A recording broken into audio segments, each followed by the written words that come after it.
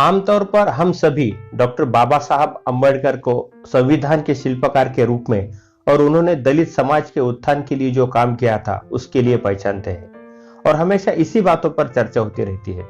पर वास्तव में बाबा साहब का काम यहां तक ही सीमित नहीं था। वो एक शिक्षाविद थे, पत्रकार थे, लेखक थे, विधि वक्ता थे, चिंतक थे और आज मैं जिस बात पर यहां बात करने जा रहा हूं वो विश्व कीर्ति के अर्थशास्त्र भी थे। बाबा साहब के पूरे कार्य का दायरा इतना बड़ा है कि एक अर्थशास्त्री के स्वरूप में उनके कार्यों का और विचारों का तुलना में उतना ध्यान नहीं दिया गया। आज हम उन्होंने अर्थशास्त्र में जो कार्य किया था उसकी चर्चा करेंगे। बाबा साहब का अर्थशास्त्र में का योगदान बड़ा ही महत्वपूर्ण है। नोबेल प्राइज विनर अर्थशास्त्री डॉक्टर अमर्त्य सेन ने बाबा साहब को अर्थशास्त्र में का अपना आदर्श माना था और कहा था उनका इस विषय में का काम बहुत बड़ा है जिसकी ओर दुर्भाग्यवश उतना ध्यान नहीं दिया गया। बाबा साहब को अर्थशास्त्र में पहले से ही रुचि थी। उनके करियर की शुरुआत ही इसी विषय से हुई थी। उन्होंने इस विषय का बारीकी से अध्ययन किया था। 1930 में उन्होंने मुंबई के सिडनीहैम इस कॉलेज में अर्थशास्त्र के प्रोफेसर के रूप में भी काम किया था। वहां एक विद्यार्थी प्रिय शिक्षक थे। बाबा साहब ने अपने जीवन में गरीबी देखी थी।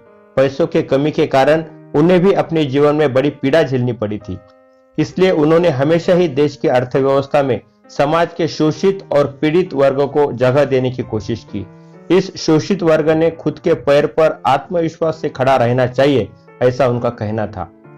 उन्होंने अमेरिका के कोलंबिया विश्वविद्यालय में अपना एमए एंशियंट इंडियन कॉमर्स इस प्रबंध को पूरा करके किया था और इसी विश्वविद्यालय में उन्होंने evaluation of India finance in British India इस विषय पर पीएचडी का प्रबंध लिखकर पूरा किया था।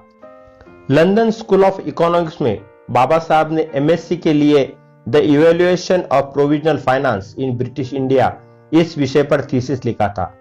डीएससी के रिसर्च का उनका विषय था प्रॉब्लम ऑफ रूपी, its origin and it's solution. यहां से डीएससी पदवी प्राप्त करने वाले वो पहले भारतीय थे। बाबा साहब का यह शोध निबंध ग्रंथ के रूप में प्रकाशित हुआ। यह ग्रंथ आज भी अर्थशास्त्र का एक महत्वपूर्ण ग्रंथ माना जाता है। 1923 में पब्लिश हुआ यह ग्रंथ आज भी उतना ही रिलेवेंट है। इसमें बाबा साहब ने इंडियन करेंसी के संदर्भ में चर्चा की थी। करेंसी के संदर्भ में गोल्ड स्टैंडर्ड सिस्टम का उस समय के विश्व के नामी अर्थशास्त्री प्रोफेसर जॉन केन्स समर्थन किया करते थे, पर बाबा साहब ने अपनी पुस्तक में विकसनशील देशों के संदर्भ में इन विचारों को गलत ठहराया था। इसके लिए उन्होंने सन 1800 से लेकर सन 1893 तक के करेंसी वैल्यू का बारीकी से अध्ययन किया था। उनका यह प्रबंध इतना सराहा गया कि लंदन के कई पत्रों ने उनके प्रबंध पर आर्टिकल पब्लिश किए थे। समाचार पत्रों ने कहा था कि बाबा साहब का इस विषय का अध्ययन बहुत ही गहरा है और बहुत आसानी से उन्होंने इस विषय को अपने प्रबंध में चर्चा की है। सरकार ने भारत की मुद्रा प्रणाली का अध्ययन करने के लिए royal commission on Indian currency and finance का गठन किया था। यह बात 1925 की है। इसे हिल्टन यंग आयोग भी कहते हैं। इस आयोग के सामने डॉक्टर अंबेडकर ने अपनी बात रखी थी। भारत के अर्थव्यवस्था में सुधार लाने के विषय को लेकर इस आयोग की बैठकों में विस्तृत रूप से चर्चा हुई थी। इस आयोग की रिपोर्ट 1926 में प्रकाशित हुई थी। आगे चलकर जब देश में रिजर्व बैंक ऑफ इंडिया की स्थापना हुई तब इस आयोग के रिकमेंडेशंस को और बाबा साहब के विचारों को ध्यान में लिया गया था। बाबा साहब अर्थव्यवस्था में विकेंद्रीकरण लाने का समर्थन किया करते थे। वे मानते थे कि हमारी ज्यादातर समस्याओं की जड़ अर्थव्यवस्था के केंद्रीकरण में है और उसमें खुलापन आना चाहिए। यह हम सभी के भविष्य के लिए जरूरी है। यहाँ एक बात गौरतलब है कि रिजर्व बैंक की अभिकल्पना और रूपरेखा में बाबा साहब आम्बेडकर ने अपने पुस्तक में और विभिन्न माध्यमों से जो विचार व्यक्त किए थे उनका बड़ा ही योगदान रहा है। उनका कहना था कि भारत के आर्थिक पिछड़ेपन का कारण यह है कि यहाँ के लैंड सिस्टम की सुधारना में कभी ध्यान नहीं दिया गया और उसमें सालों साल कोई बदलाव नहीं हुआ। यह इस देश की वास्तविकता है और इसके लिए उन्होंने लैंड रिफॉर्म को प्राथमिकता देनी चाहिए, ऐसा कहा था। देश की अर्थव्यवस्था का नियंत्रण समाज के कुछ लोगों के हाथ में रखने के बजाय सरकार का उस पर नियंत्रण होना चाहिए, इस बात पर भी वे जोर दिया करते थे।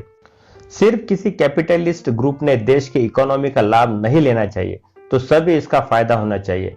वे सोशल और इकोनॉमिकल भेदभाव पर कड़ी आपत्ति जताते थे। बाबा साहब ने कहा था कि इस देश की जाति व्यवस्था भी इस देश के आर्थिक विकास में बड़ी प्रॉब्लम बनी हुई है। इसका वो बड़ा ही लॉजिकल वर्णन किया करते थे।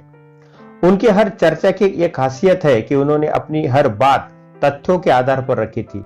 इस संदर्भ में हम उनके किसी भी पुस्तक को पढ़ते हैं तो इस बात की पुष्टि होती है। जाति व्यवस्था ने इस देश का बड़ा ही नुकसान किया है। जाति व्यवस्था में एक जाति के लोग अपने जाति का प्रोफेशनल स्किल दूसरे जाति के लोगों को नहीं सिखाते। इस वजह से इकोनॉमी में उसकी अच्छी तरह से बढ़त नहीं हो पाती। इसलिए हमें ऐसे उद्योग व्यवस्था का निर्माण करना चाहिए जहां हर व्यक्ति को अपनी योग्यता के अनुसार काम करने का मौका मिले। आगे चलकर हमें उनके इन विचारों का प्रतिबिंब देश के संविधान में भी देखने को मिलता है।